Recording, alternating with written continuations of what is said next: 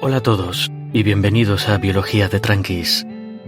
En el episodio pasado estuvimos hablando de la transferencia horizontal de genes, específicamente en células sin núcleo o procariotas.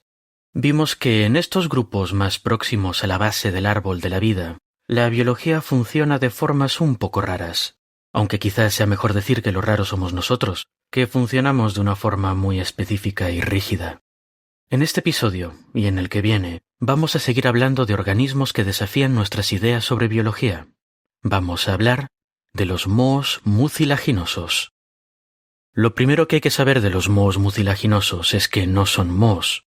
Ya me la colaron una vez con el tizón de la patata en el episodio 43 y todavía no me he olvidado. Hay algunos organismos fungoides u hongosos que al descubrirse se metieron en los hongos por el aspecto de algunas de sus estructuras, pero que más adelante, con técnicas más avanzadas de análisis genético y bioquímico, se vio que no lo eran. En otros tiempos, a los mohos mucilaginosos también se los clasificó como protistas, que es un grupo que abarcaba a todas las células con núcleo, o eucariotas, que no eran plantas terrestres, animales u hongos. Estos cajones desastre de clasificación de organismos son un mal necesario, pero en general definir las cosas por lo que no son es algo poco productivo. Por suerte, a medida que aprendemos más, las clasificaciones de este batiburrillo de cosas variadas se han ido refinando. Así que hoy en día, los mohos mucilaginosos están clasificados dentro de Amebozoa. Amoebozoa, escrito. Este es un gran grupo de eucariotas caracterizados por la capacidad de alterar sus formas celulares. La alteración más característica es la extensión de partes de la membrana, formando estructuras parecidas a tentáculos gruesos, conocidas como pseudópodos. Esto se puede traducir como patas falsas, o cosas parecidas a patas pero que no son exactamente patas. Estos pseudópodos ayudan a las células a desplazarse, y también sirven para alimentarse, englobando cosas comestibles que serán introducidas en la célula y digeridas en órganos especializados. Quizá el miembro más conocido de este grupo sea Amoeba proteus, una especie de ameba especialmente grande y por eso bastante fácil de observar al microscopio.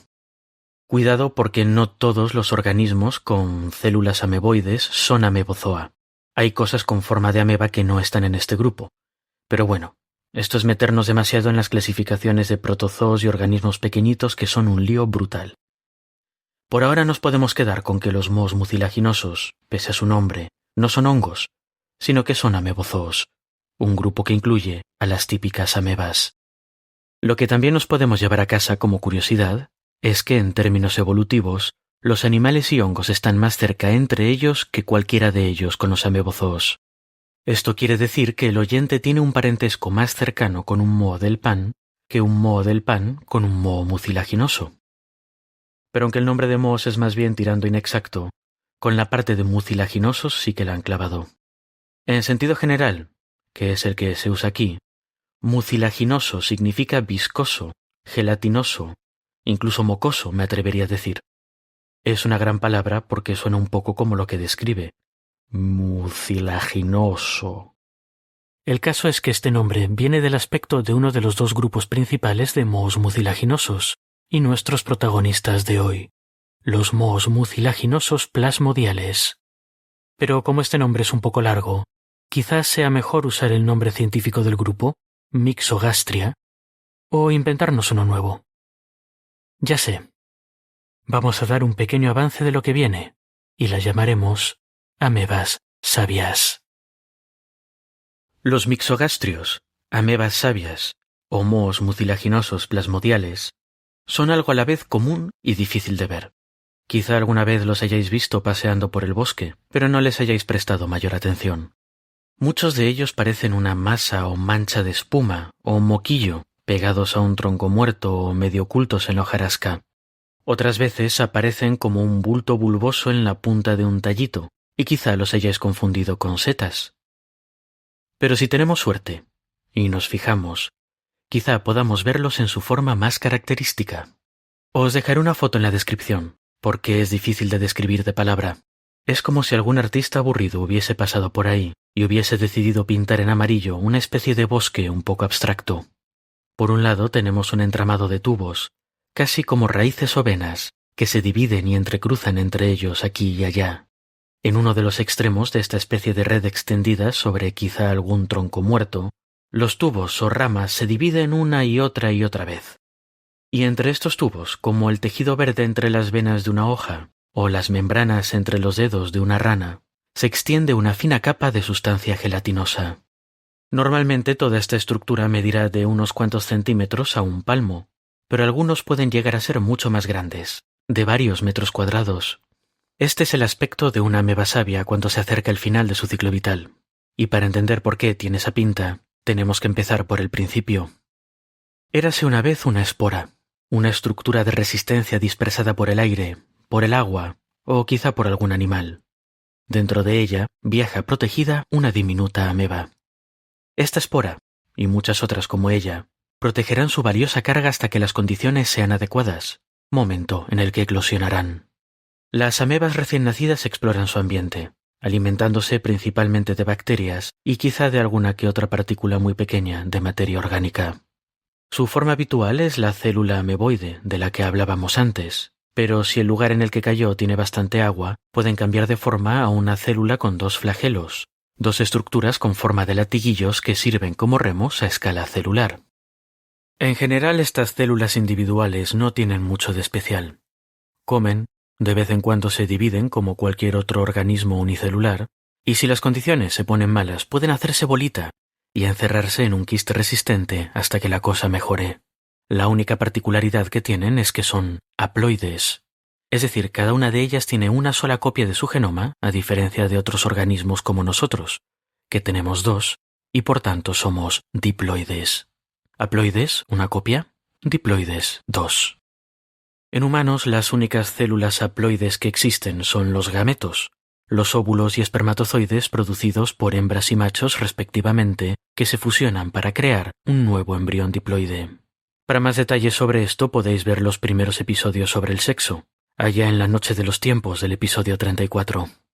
Pues bueno, en este caso de los mohos mucilaginosos de estas amebas sabias es un poco lo mismo. Aunque estas amebas no tienen machos y hembras, sí que tienen tipos de compatibilidad, como aquellos de los que hablábamos en la segunda serie del sexo, en el episodio 92. Los tipos de compatibilidad son como sexos, pero más sencillos. Simplemente son marcas bioquímicas que determinan si dos organismos son capaces de fusionarse para reproducirse sexualmente, aunque en este caso particular, esta reproducción es bastante más extraña de lo normal. Cuando dos amebas compatibles se fusionan, el nuevo individuo diploide comienza a hacer un poco lo mismo que las amebas individuales, básicamente explorar y comer cosas. Sin embargo, cuando empieza a crecer, no se dividen de la misma forma que otras células. En vez de eso, el núcleo de la célula se divide, pero el citoplasma, la bolsita de agua complicada que forma el resto de la célula, no se separa en dos. Lo que nos queda es simplemente una ameba más grande de lo normal, pero con dos núcleos. Esta ameba gorda sigue con su vida, come, crece y vuelve a dividir sus núcleos sin crear nuevas células. Ahora tiene 4, luego 8, luego 16, y pronto lo que tenemos es una ameba absolutamente gigantesca, que contiene miles o millones de núcleos, que de alguna forma se las siguen apañando para dividirse sincrónicamente de vez en cuando. Esto es lo que se conoce como un plasmodio, una célula con múltiples núcleos. Este estado tan característico es el que les da nombre a estos hongos mucilaginosos plasmodiales. Pero, aunque esto sea esencialmente una ameba gigantesca, su gran tamaño hace necesarias algunas innovaciones estructurales. La principal es que, con un tamaño tan grande, se hace necesario un sistema para transportar oxígeno, señales celulares y nutrientes de un lado a otro de la enorme célula. Las amebas sabias solucionan este problema desarrollando una red de tubos un poco más rígidos que el resto del plasmodio, lo que viene a ser un sistema circulatorio reinventado. Son estos los que forman los troncos del bosque pintado que describíamos antes, o las venitas de la hoja, si preferís ese símil. En cualquier caso, lo que tenemos en este punto es una especie de maseta gelatinosa recorrida por una serie de venas o tubos. Los tubos o venitas pulsan muy lentamente. Estas contracciones son muy lentas, entre 1 y 5 minutos más o menos. Pero si lo filmamos y lo aceleramos, el organismo entero parece respirar o latir. Las pulsaciones de estos tubitos mueven el citoplasma, el fluido interior de esta célula gigante de un lado a otro.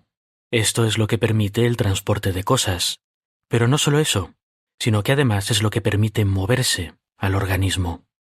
Veréis, el caso es que estas pulsaciones de los tubos tienden a desplazar el citoplasma hacia el extremo del tubo, hacia la parte que se aleja del cuerpo principal del organismo.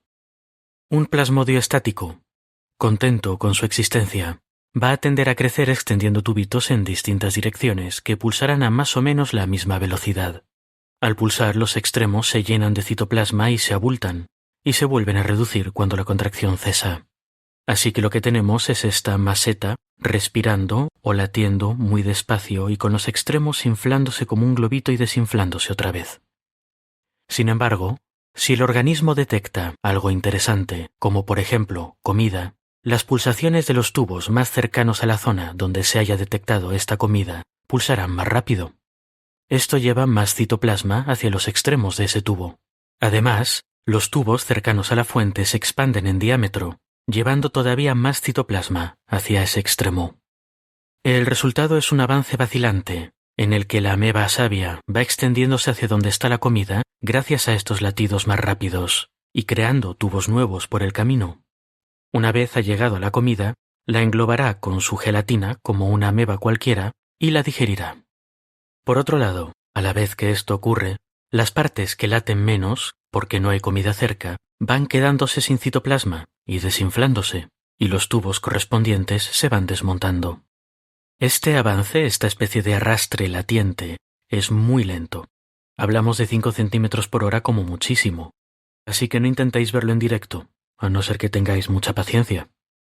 Estos frentes de expansión, que vienen a ser como olas en una marea creciente a cámara extremadamente lenta, son las copas de los árboles en nuestra analogía del bosque dibujado. En cualquier caso os dejaré un vídeo en la descripción, para que lo veáis bien.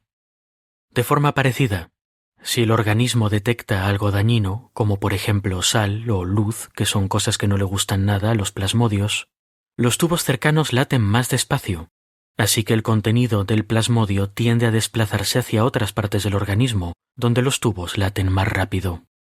Poco a poco, la zona del organismo más cercana al estímulo dañino se quedará sin citoplasma, y los tubos se desmontarán mientras el organismo se concentra en zonas más interesantes. Volveremos a este tema de los tubitos que laten de forma distinta en partes distintas en un momento, porque es muy importante. Pero antes tenemos que acabar de hablar del ciclo vital. Este plasmodio, esta ameba savia, seguirá viviendo, creciendo y latiendo alegremente en su minúsculo rincón del bosque. Algunos tienden a vivir en cortezas de árboles vivos, otros en troncos muertos y otra materia en descomposición, en deposiciones de animales, en el suelo, y algunos incluso bajo el agua. Pero, vivan donde vivan, todo lo bueno se acaba, y cuando las condiciones se ponen difíciles, la ameba savia se prepara para su última fiesta. El organismo forma con su cuerpo estructuras especiales, en las que los numerosos núcleos que contiene el plasmodio realizan la meiosis. Como vimos en los episodios del sexo, esta división crea células haploides a partir de células diploides, barajando un poco los genes por el camino. En este caso, estas nuevas células haploides que se crean, cada una de ellas protegida por una envoltura resistente, son esporas, como las que presentamos al principio de nuestro cuento. Las estructuras que forma el plasmodio y que contienen esporas se llaman esporangios.